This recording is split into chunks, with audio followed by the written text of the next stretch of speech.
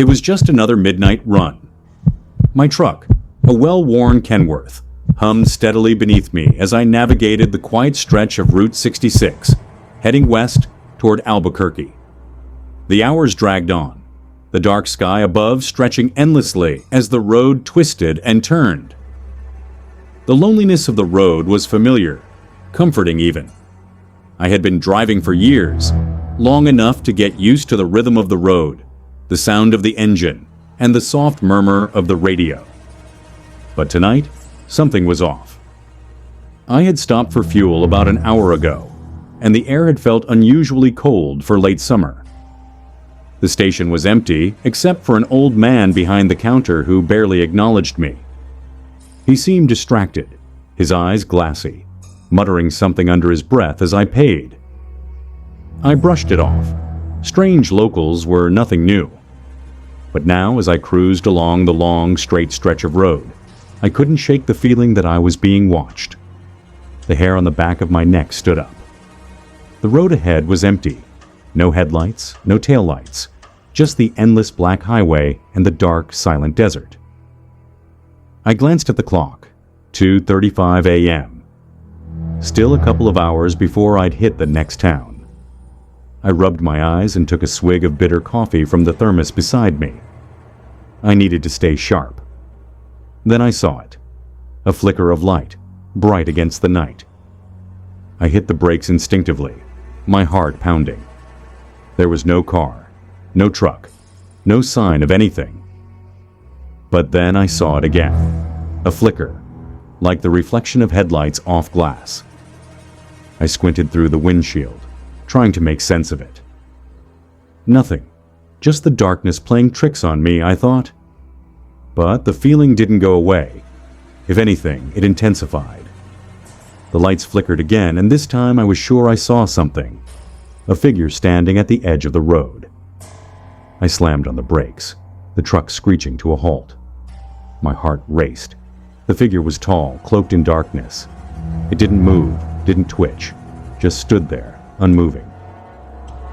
I stared at it, trying to make sense of what I was seeing. Maybe it was a hitchhiker, though I couldn't imagine why anyone would be out here at this hour. I reached for the CB radio. "Breaker, breaker," I said into the mic, my voice rough. "This is 213 on Route 66. Anyone out there?" The radio crackled with static, but no reply came. I looked back at the figure. It hadn't moved. A strange shiver crawled up my spine.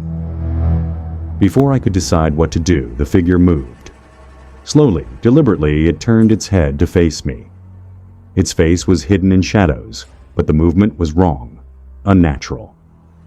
My foot hovered over the accelerator as the figure stepped toward the road. The headlights illuminated it briefly, just enough for me to see that it wasn't human. Its skin was pale, almost translucent, and it moved in an unsettlingly stiff manner. I slammed the truck into gear, my foot heavy on the gas. I didn't care anymore. I had to get away. But as I sped down the road, I could see the figure in my rearview mirror. It didn't chase me, it just stood there, watching, waiting. The road felt endless, my headlights cutting through the darkness as I pushed the accelerator harder. But no matter how fast I drove, I couldn't shake the feeling that I was being followed. Then I saw it again, a flash of light, a flicker of movement. I slammed on the brakes, my heart leaping into my throat. In the rearview mirror, a pair of glowing eyes stared back at me, two bright orbs piercing the darkness. The figure was standing there again, as if it had never moved. It hadn't followed me. It had just waited. I felt a chill sweep through me. My foot hovered over the accelerator. The eyes remained fixed on me, unblinking. "Keep going," I whispered to myself, the words hollow in the silence. I tried to push the fear back down, but it kept creeping up, tightening around my chest. I looked ahead again, my hands trembling on the wheel. The road stretched on endlessly. No turns, no exits, just the vast, dark emptiness. I glanced back at the rearview mirror, The figure was gone, but the unease didn't fade. If anything, it deepened. I was being watched. I could feel it. Then I saw headlights in the distance. Another truck.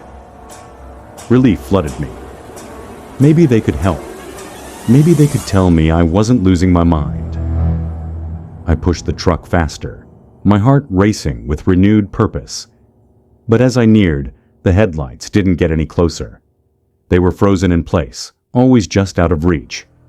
And then without warning, they flickered out completely. I slammed on the brakes, the truck screeching to a halt.